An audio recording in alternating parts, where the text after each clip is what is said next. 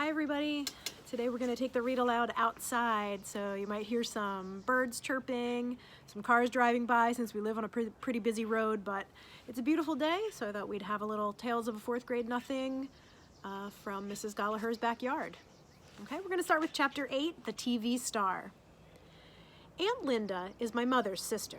She lives in Boston. Last week, she had a baby girl, so now I have a new cousin.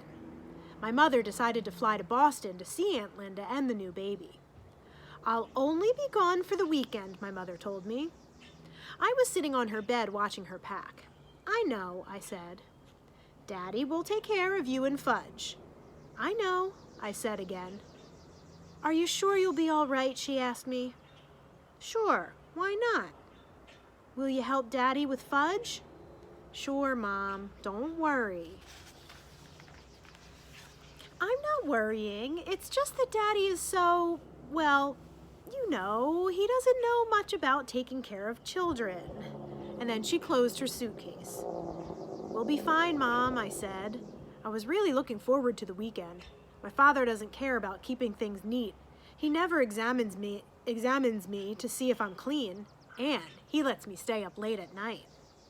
On Friday morning, all four of us rode down in the elevator to say goodbye to my mother. Henry looked at the suitcase. You going away, Mr. Hatcher? He asked. My mother answered. No, I am, Henry. My sister just had her first baby. I'm flying to Boston for the weekend to help out. New baby, Fudge said. Baby, baby, baby. Nobody paid any attention to him. Sometimes my brother just talks to hear the sound of his own voice. Have a nice visit, Mrs. Hatcher, Henry told my mother when we reached the lobby. Thank you, Henry, my mother said. Keep an eye on my family for me. Will do, Mrs. Hatcher, Henry said, giving my father a wink. Outside, my father hailed a taxi. He put the suitcase in first and then held the door for my mother. When she was settled in the cab, my father said, Don't worry about us. We'll be just fine. Just fine, Mommy, Fudge yelled. Bye, Mom. See you Sunday, I said. My mother blew us kisses. Then her cab drove away. My father sighed while Fudge jumped up and down, calling, Bye, Mommy! Bye, bye, bye! I had no school that day. The teachers were at a special meeting. So my father said he'd take me and Fudge to the office with him. My father's office is in a huge building made of almost all glass. It's really a busy place. You never see people just sitting quietly at desks. Everyone's always rushing around. A person could get lost in there. My father has a private office and his own secretary. Her name is Janet, and she's very pretty. I especially like her hair. It's thick and black. She has the longest eyelashes I've ever seen. Once I heard my mother say, Janet must have to get up at the crack of dawn to put on her face. My father just laughed when my mother said it. Janet's seen me before, but this was her first meeting with Fudge. I was glad his hair was finally growing back. I explained right off about his teeth. He'll look a lot better when he's older, I said. He knocked out his front two, but when he's 6 or 7, he'll get new ones. See? Fudge said, opening his mouth. All gone. My father said, Janet, the boys are going to be here for the morning. Can you amuse them while I clear up some work? Certainly, Mr. Hatcher, Janet said. You go ahead into your office, and I'll take the boys on a tour of the rest of the agency. As soon as my father went into his private office, Janet took out her pocketbook. She reached in and came up with a hairbrush, some lipstick, and a bag of crackers. Want some? She asked me and Fudge. Okay, I said, taking a handful. Fudge did the same. The crackers were shaped like little goldfish. I nibbled while Janet fixed herself up. She had a big folding mirror in her desk drawer. She set it on top of her desk and went to work on herself. When she was finished, she looked exactly the same as when we came in, but I guess she didn't think so because she said, That's much better. Then she put all her stuff away and took me by one hand and Fudge by the other. We walked down a long hall through a doorway and into another section of the agency. We came to a room where there were a bunch of kids with mothers. I guess there were at least 50 of them. Most of the kids were small, like Fudge, and some were crying. Is this a nursery school or what? I asked Janet. She laughed. Well, they're here to try out for the new Toddle Bike commercial. You mean they all want to be the kid who rides the Toddle Bike on TV? Yes. Well, at least their mothers want them to be picked, Janet said, but we can only use one. You mean only one out of all these kids is going to be picked? That's right, Janet said. Who picks him? I asked. Your father and Mr. Denberg are doing it, but of course Mr. Vincent, the president of the Toddle Bike Company, has to approve. Just then, a door opened and a secretary came out. Next, she called to the waiting kids. My Murray's next, a mother said. Oh, no, he's not, another mother called. Sally is next. Ladies, please, you'll all have a turn, the secretary said. Murray got to be next. He was a little red-headed kid. He wasn't in the other room for 2 minutes when the door opened and a big man with a cigar in his mouth came out. No, no, no, he shouted. He's not the type at all. Murray was crying. His mother yelled at the big man. Well, what do you know anyway? You wouldn't know a treasure if you found one. And she shook her fist at him. Janet whispered to me, That's Mr. Vincent, the president of Toddle Bike. Mr. Vincent walked to the center of the room. He looked around at all the kids. When he looked over at us, he pointed and called, There he is. That's the kid I want. I thought he meant me. I got excited. I could just see myself on the TV riding the Toddle Bike. All my friends would turn on their sets and say, Hey, look, there's Peter. While I was thinking about what fun it would be, Mr. Vincent came over to us and grabbed Fudge. He lifted him up. Perfect, he cried. He's perfect. The mothers who were waiting packed up their kids and left right away. Mr. Vincent took off with Fudge in his arms. Janet chased him. She called, But, Mr. Vincent, you don't understand. I ran after Janet. Mr. Vincent carried Fudge into the other room. He announced, I found him myself, the perfect kid to ride the Toddle Bike in my new commercial. Mr. Vincent put Fudge down and took the cigar out of his mouth. There were 2 other men in the room. One of them was Mr. Denberg. The other was my father. Hi, Daddy, Fudge said. George, my father told Mr. Vincent, this is my son. He's no actor or model. He can't make your Toddle Bike commercial. He doesn't have to be an actor or a model. He's perfect the way he is, Mr. Vincent insisted. Now, look, George, we want to make the best possible commercial for your company, but Fudge can't be the boy to ride the Toddle Bike. Now you listen, Hatcher! Mr. Vincent raised his voice. I wondered why he called my father Hatcher, just like Mr. Yarby did. Mr. Vincent pointed to Fudge. Either that kid rides my Toddle Bike, or I take my account to another advertising agency. It's that simple. My father looked at Mr. Denberg.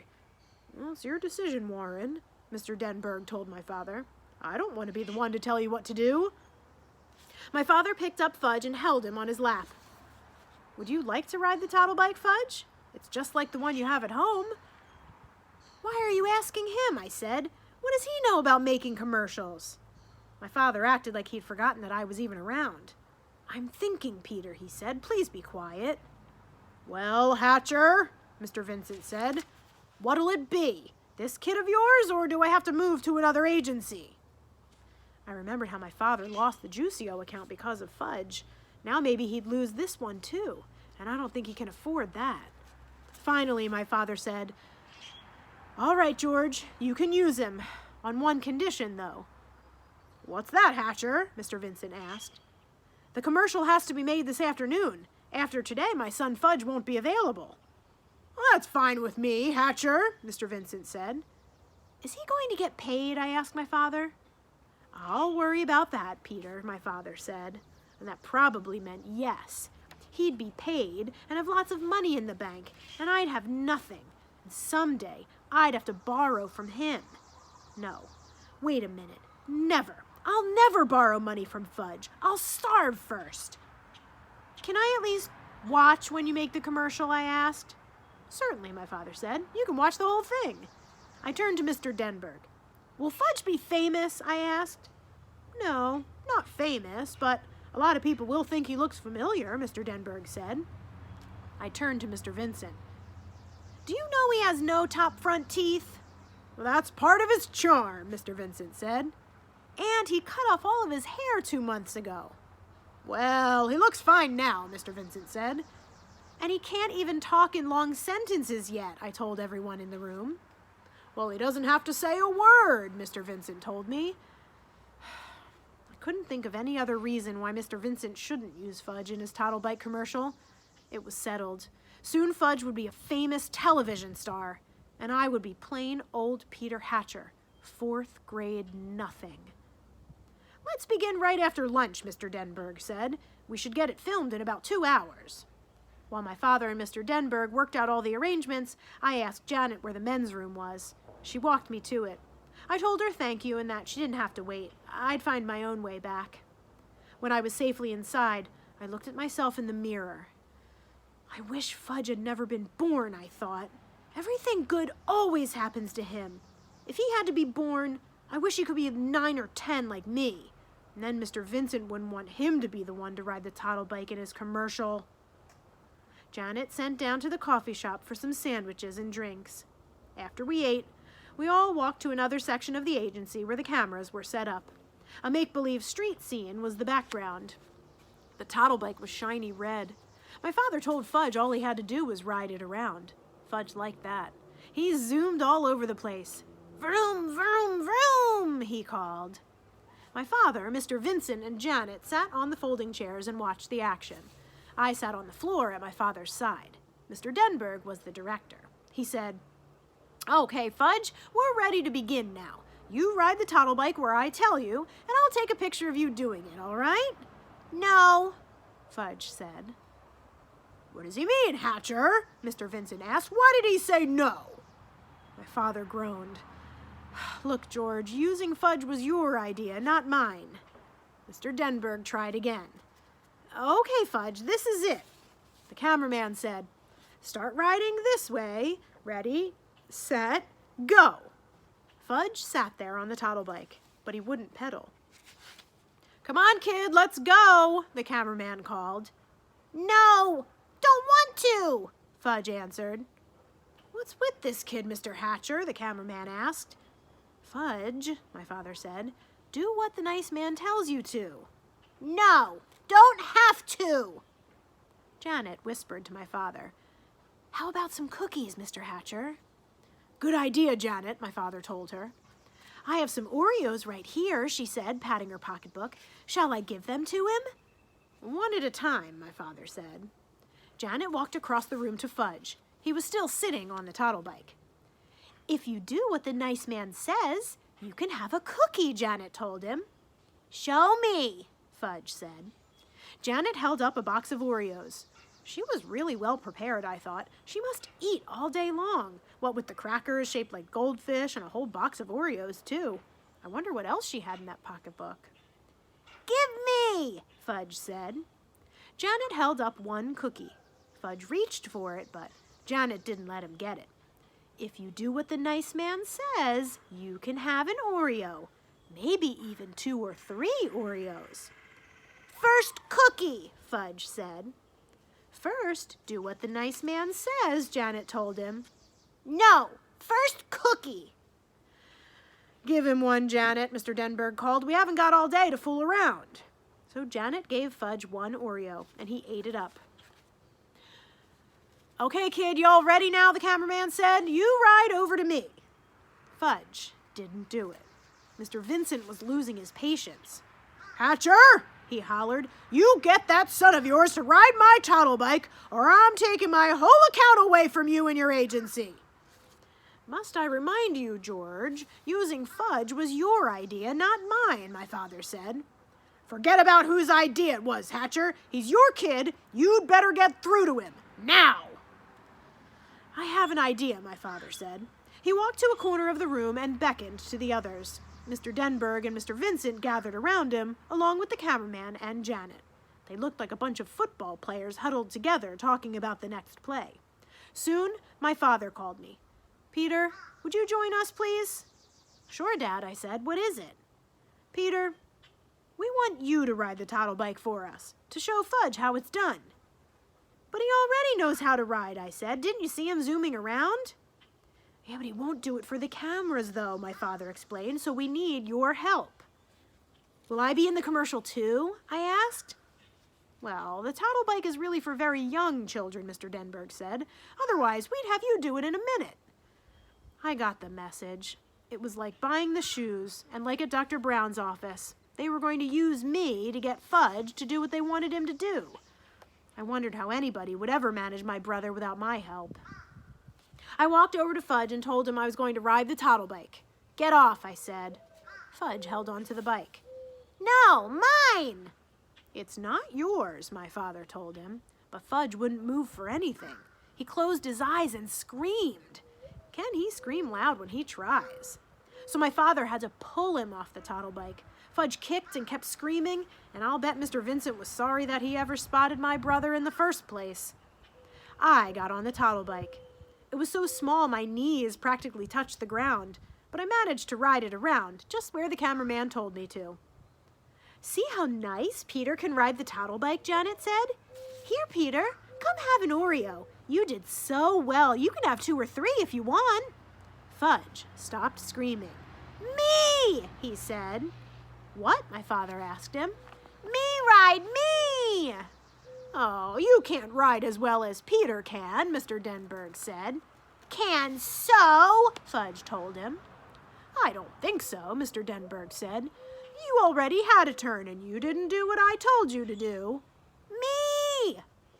You want to try again, my father asked. Again, Fudge said. Again. Well, I don't know, Mr. Denberg said. Well, Mr. Vincent said, chewing on his cigar. Well, the cameraman said, scratching his head. Please, Fudge begged.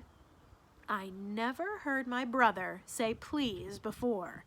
Mr. Denberg said, okay, we'll give you one more chance. Fudge ran to the toddle bike. I got off, and he jumped on. Now? He asked Mr. Denberg. Now, Mr. Denberg said, ride this way, Fudge, over here toward me. Fudge did as he was told. Just like Peter, he said. See? Just like Peter. Janet gave me a kiss on my cheek. You saved the day, Peter Hatcher, she said. When she wasn't looking, I wiped off my face. Her kiss was too juicy. And that's it for today. I will pick up later with Chapter 9, Just Another Rainy Day. See you next time.